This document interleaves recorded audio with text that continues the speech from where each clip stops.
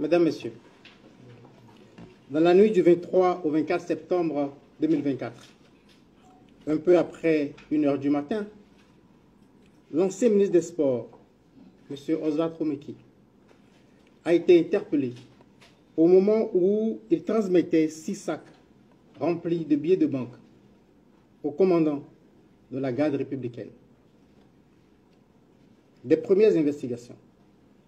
Il apparaît que le commandant de la garde républicaine, ayant en charge la sécurité du chef de l'État, a été entrepris par le ministre Oswald Romeki pour son propre compte et pour le compte de M. Olivier Bokor, à l'effet d'opérer par la force un coup d'État dans la journée du 27 septembre 2024.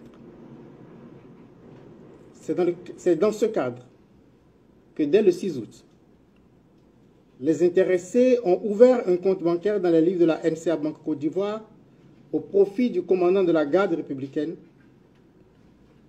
Et la preuve de l'ouverture du compte a été transmise aux bénéficiaires avec un solde initial de francs CFA 105 millions.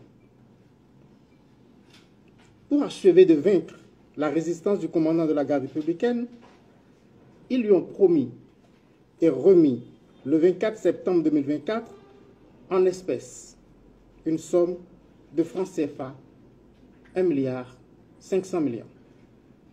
Et cette somme est décomptée en 129 lots de 10 millions constitués de billets de 10 000 francs et 42 lots de 5 millions constitués de billets de 5 000 francs. Cette somme qui aurait été mobilisée par M. Olivier Bokor a été chargée dans un véhicule de type 4x4 de marque Toyota Prado appartenant à M. Oswald Romeki et muni d'une fausse immatriculation. C'est à l'occasion de la remise du dit véhicule et de la somme de 1,5 milliard de francs CFA que la brigade criminelle a procédé à l'interpellation de M. Oswald Romeki et du commandant de la garde républicaine. Dans l'heure qui a suivi, M. Olivier Bokor a été également interpellé par les éléments de la brigade criminelle. L'enquête en cours s'attelle à identifier toutes les personnes impliquées dans ces faits. Je ne manquerai pas, s'il y a lieu, de revenir vers vous pour vous donner de plus amples informations sur l'évolution de cette procédure. Je vous remercie.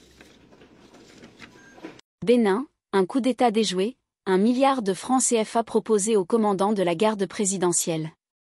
Un complot stupéfiant pour renverser le gouvernement du Bénin a été déjoué. Une tentative de coup d'État, programmée pour le 27 septembre, a été stoppée grâce à l'intégrité du commandant de la garde présidentielle. 1 milliard de francs CFA, voilà la somme astronomique qui lui a été proposée pour trahir son pays. Mais qui sont les hommes derrière cette sombre affaire ? Aujourd'hui, nous faisons la lumière sur cette tentative de coup d'État, impliquant d'anciens ministres et de puissants hommes d'affaires. Tout a commencé par une dénonciation courageuse. Le commandant de la garde présidentielle, approché avec des offres d'argent pour participer à un coup d'État, a refusé non seulement 100 millions de francs CFA, mais également une proposition encore plus audacieuse, 1 milliard de francs CFA. Au lieu de céder à la tentation, il a immédiatement informé les autorités, mettant ainsi un terme à ce projet déstabilisateur. Selon le procureur en charge de l'enquête, les cerveaux derrière cette tentative sont l'ancien ministre des Sports, Oswald Romeki, et l'homme d'affaires Olivier Bokor.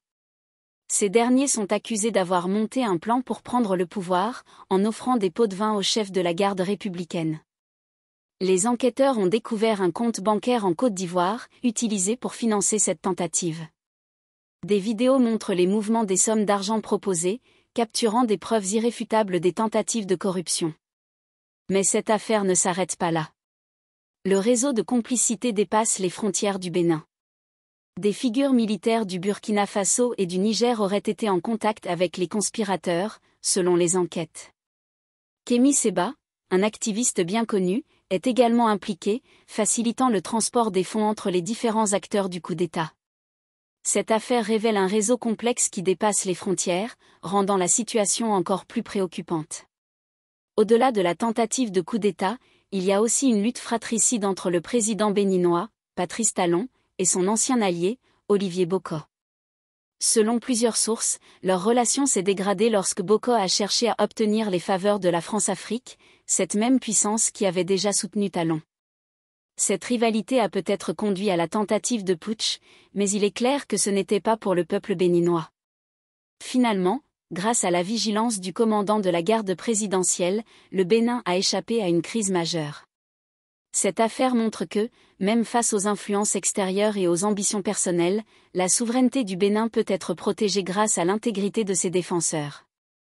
Le peuple béninois est plus fort que jamais, et il est prêt à défendre sa souveraineté contre ceux qui cherchent à la détruire pour leurs propres intérêts. Si cette vidéo vous a éclairé, partagez-la pour que d'autres puissent être informés. Et surtout, abonnez-vous à EBC Info pour rester au courant des derniers développements. Ensemble, continuons à soutenir la vérité et à protéger notre démocratie. Mesdames, Messieurs, dans la nuit du 23 au 24 septembre 2024, un peu après 1h du matin, l'ancien ministre des Sports, M. Oswald Romeki, a été interpellé au moment où il transmettait 6 sacs remplis de billets de banque au commandant de la garde républicaine. Des premières investigations.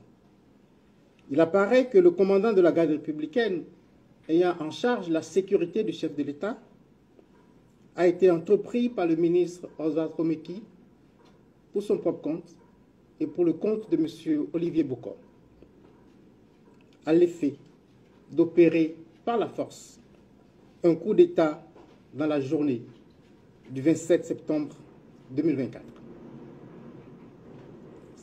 C'est dans ce cadre que dès le 6 août, les intéressés ont ouvert un compte bancaire dans les livres de la NCA Banque Côte d'Ivoire au profit du commandant de la garde républicaine.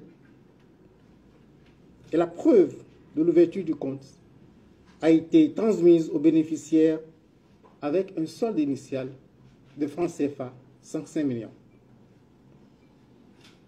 Pour achever de vaincre la résistance du commandant de la garde républicaine, ils lui ont promis et remis le 24 septembre 2024 en espèces une somme de francs CFA 1,5 milliard.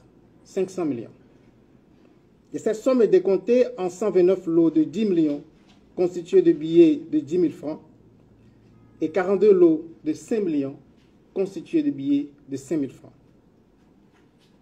Cette somme qui aurait été mobilisée par M. Olivier Bocco a été chargée dans un véhicule de type 4x4 de marque Toyota Prado appartenant à M. Oswald Romeki